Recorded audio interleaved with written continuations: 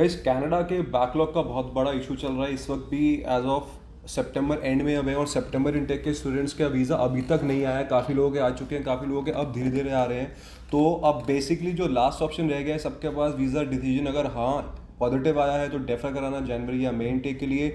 अगर रिजेक्ट हुआ है तो बाय डिफ़ॉल्ट उसको रीफाइलिंग करेंगे डेफर डाल के। बट बैकलॉग बहुत बड़ा इशू है।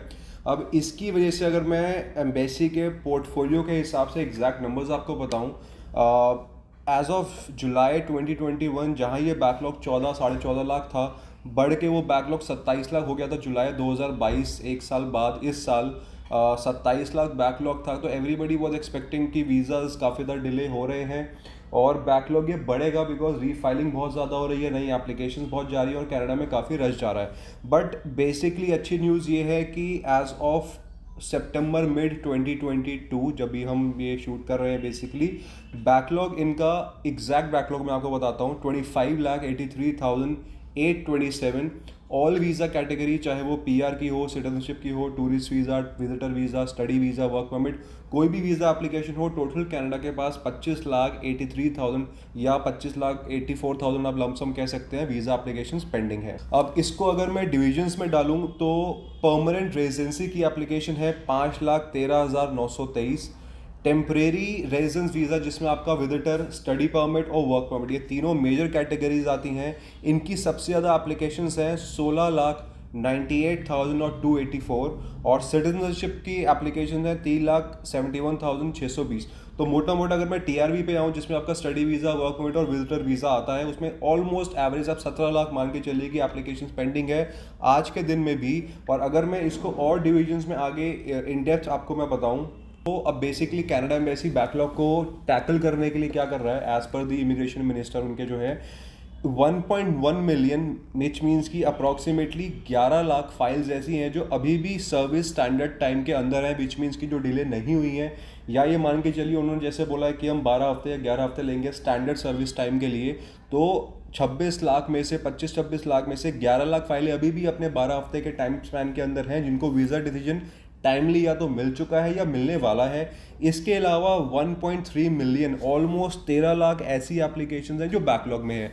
तो अब बेसिकली दो टीम्स एम्बेसी ने बेसिकली डिवाइड करी हैं। एक टीम जो बैकलॉग हैंडल करेगी 13 लाख फाइलें, एक टीम जो फ्रेश एप्लीकेशंस होती हैं जो विद इन स्टैंडर्ड टाइम के अंदर प्रोसेस हो सकती है या जो अब डल रही हैं उनको प्रोसेस करेंगी।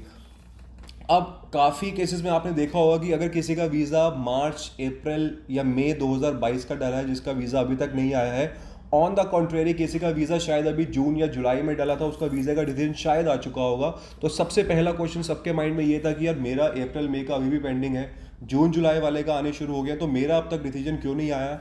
बेसिक आंसर ये है कि दो सेपरेट टीम्स इन पे वर्क कर रही हैं। जो प्रोसेस टाइम 12 हफ्ते के अंदर अंदर वीज़ाज़ के चल रहे हैं वो एक सेपरेट टीम के पास है जिनका टारगेट है कि सारे वीज़ाज़ को with in the time span decision देना। और जिनके ऑलरेडी 12 हफ्ते से ऊपर टाइम हो चुका है, बैकलॉग में फाइल उनकी जा चुकी है, डंप फाइल बेसिकली बोल सकते हैं, उस केस में एक अलग टीम उन पे वर्क कर रही है ताकि बैकलॉग एप्लीकेशंस अलग से ट्रीट की जाए और जो नई एप्लीकेशंस है उनको टाइमली रिस्पॉन्स दिया जाए ताकि गोइंग फॉरवर्ड जो बैकलॉग है वो और ज़्यादा जनरेट ना हो।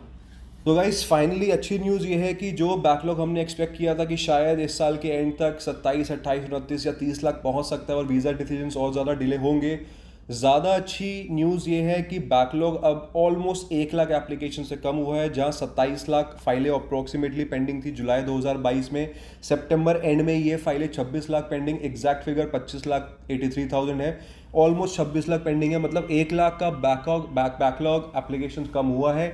बट बुरी खबर ये है कि अभी भी 26 लाख बैकलॉग है, विच मीन्स कि जो वीज़ा डिसीजंस जो बैकलॉग में जा चुके हैं लोगों के, वो थोड़ा सा रिस्पॉन्स टाइम आने में टाइम लेंगे। जो नई एप्लीकेशंस हैं अभी भी वो 3-3, 4-4 महीने एवरेज ले रही हैं डिसीजंस आने में। तो अगर आपका जनवरी इनटेक है, आप अक्टूबर मिड तक ट्राई कीजिए कि मैक्सिमम अपनी फाइल आप लॉन्च कर दीजिए।